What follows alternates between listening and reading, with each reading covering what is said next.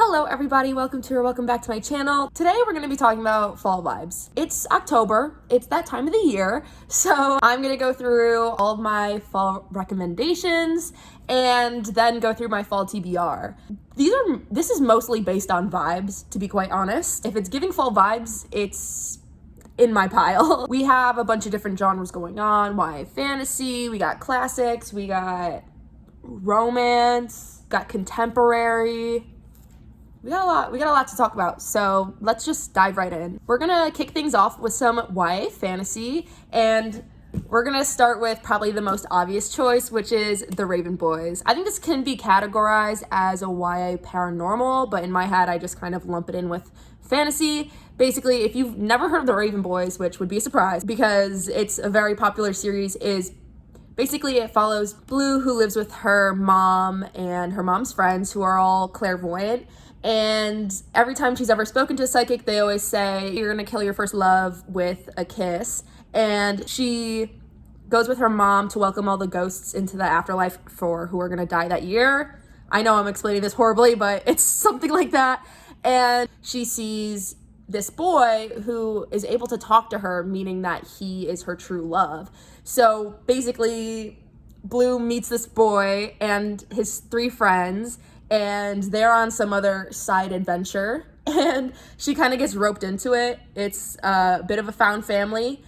It gives like a eerie kind of vibe, but it's not scary. It's just like spooky vibes, I guess, and that's why it definitely gives me fall vibes. I feel like it probably takes place during the fall. I wouldn't be surprised if it did, because they go, like on forest adventures and stuff like that. It's magical. There's a magical element. I don't know if I've described this properly, but it's a huge fan favorite. Anyone who likes this, absolutely loves it. There's so many people who have, a special kinship with it. So if it sounds up your alley, give it a try. Next, I'm going to be talking about Gallant, and this is another one that's going to be hard for me to put into words, because the only way for me to accurately describe this is to say the vibes are absolutely immaculate. It's a spooky vibe. It's I always have a hard time explaining this to people because you really won't get it until you read it. Basically, it follows Olivia, and she is mute and currently living at an all-girls home kind of deal. Basically, one day a letter comes and tells the headmistresses that family wants to have her back or something like that. And the letter comes from Gallant. And so when Olivia gets there, everybody in the house is confused, and there's this whole mystery as to what goes on in the house at night. Who was her mother? What are all these crazy drawings she's finding in her diary? There's ghouls everywhere. And when I say ghoul, I mean, she says ghoul. And if that doesn't give you the vibes, I don't know what will. It was absolutely amazing. If you like V.E. Schwab, you're gonna love this. If you've never read V.E. Schwab like me, you're still gonna love it. I loved it. It's just such a beautiful, immersive story. The storytelling, the writing, immaculate. I can't talk about this enough. Next, we're gonna be talking about the Courting Darkness, Igniting Darkness duology. Side note, this is a spin-off, which I didn't realize. And I'm just gonna skip ahead and tell you the main trilogy is on my TBR for the fall,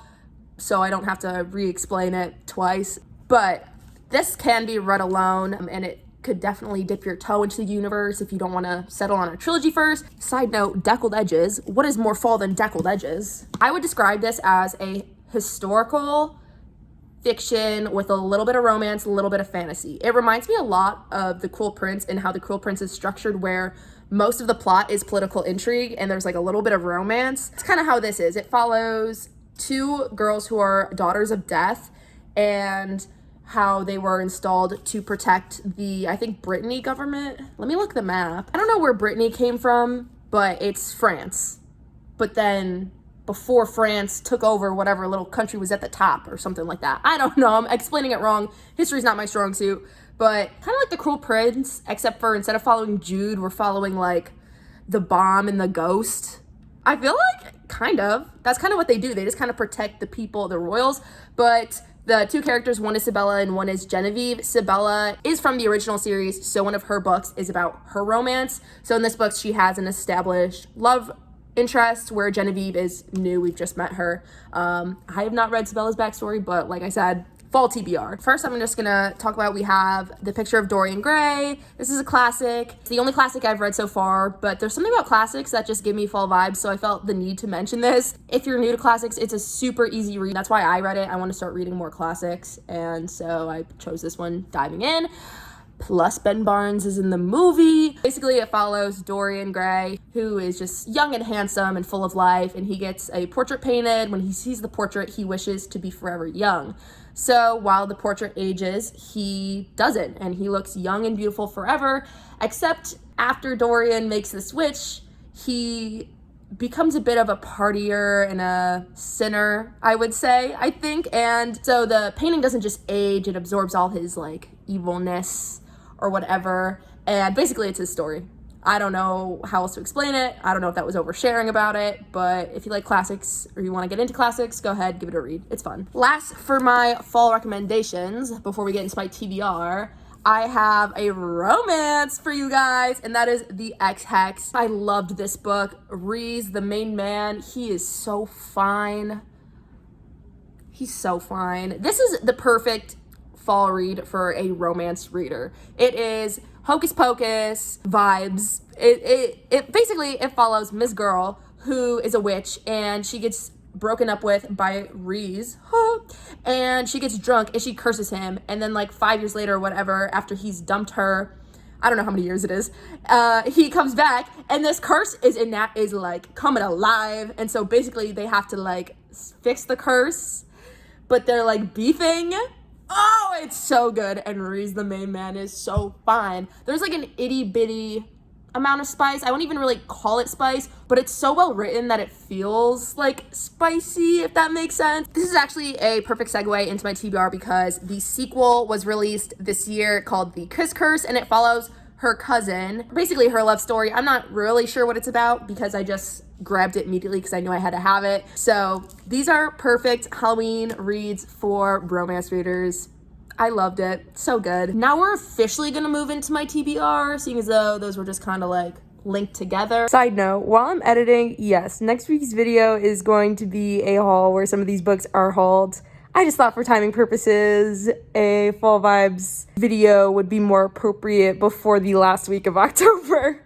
I'm going to start with classics this time and kind of move from there. First I have We Have Always Lived in the Castle. Again, deckled edges. Tell me it's not fall. This is just another classic that I haven't read. I bought it last fall, but I was reading ACOTAR at the time, and by the time I finished ACOTAR, fall was over, and so I was like, I have to read this during fall Halloween time. I think it's just a spooky read. I don't know. Honestly, I don't really know anything about it, except that it's short, which in my brain kind of means easy to read. I don't know. It's another one of classics where I'm like, I think I can dip my toe into this and enjoy it. I think the rest of the classics, I'm just going to tell you which one they are and not explain, because my excuse to read these in the fall is just that like classic books give me fall vibes. So I have 1984, and then I have Persuasion and Pride and Prejudice. Like I said, honestly, the only thing that's giving fall vibes is the fact that they're classic books. So do with that what you will. Moving into more of like a literary fiction, I guess. We have Normal People by Sally Rooney. Sorry, my dad got this at some store in Ireland. All I know about Normal People is that it's really, really good, and it's really, really sad, and doesn't have a happy ending. And there's something about sad books that just screams fall to me. Like, I want to be curled up on the couch while it's raining, or there's like, it's chilly outside and the wind is blowing and I'm crying because this book is making me so sad. Yeah, that's my fall dream, I guess. I am super excited to read this because I've heard so many good things about it. It's a classic. I honestly don't know what it's about, but I want to go in with no expectations because I feel like sometimes that's the best way to read a book. Okay, next is If We Were Villains, and this is a dark academia book. It's so funny. I know like next to nothing about my TBR books. Like, I don't know what this is about, and I want to keep it that way because I feel like I've heard so many good things about this. It's even better if I don't know what it's about. All I know is that it's dark academia. I think secret society vibes. I think it's murder mystery, right? Because I know it's a lot like The Secret History, which I also haven't read, but I know The Secret History is technically like a mystery So I feel like this is a dark academia mystery, murder mystery. And that's really all I know about it. And it just looks like fall vibes, and dark academia is fall vibes. So I don't know what you want from me. That's all I have. Moving from dark academia to dark academia fantasy, I have the Atlas 6. I've been meaning to read this forever. I love Olivia Blake. Yeah, I'm looking at you. And I've heard it's so good. I have the original version because I bought it, because I loved Olivia Blake's unpublished works that she has elsewhere. And I just wanted to read it because I love her. And I just never got around to it. I'm hopefully going to get through this soon. I'm so excited. I think it's supposed to be dark academia, magic, secret society vibes. So that sounds like fall to me. Speaking of fantasy, I think fantasy just gives me fall vibes in general, because on my TBR for sometime in fall is Prioria the Orange Tree. Look at how big this is. I can't explain to you what it's about. I barely even know what it's about. All I know is that it's orange. There's a dragon on it. And it's high fantasy, which to me somehow screams fall vibes. So, yeah. Yep, fall TBR. Okay, this one I'm just throwing in there because I'm planning on reading it soon, and Harry Potter gives me fall vibes. And I've heard that this is just like an adult Harry Potter, Zodiac Academy. Literally, that's the only reason why I'm mentioning it right now, because Harry Potter's fall vibes, and this is apparently adult Harry Potter. I don't think this series is gonna be fall vibes at all, but I just needed to let you guys see inside my brain for a quick second.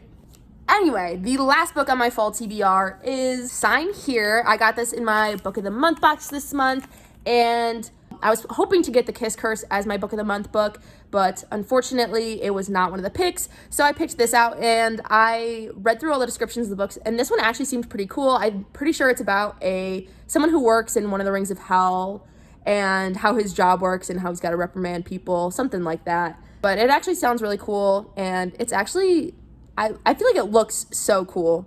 Like, this is evil fall vibes. Oh my gosh, I just realized I totally skipped over one. My bad. I was trying to go in the flow of the genres I was talking about, and I skipped over this because it's YA fantasy. This is now the last book on my fall TBR, which is The Coldest Touch.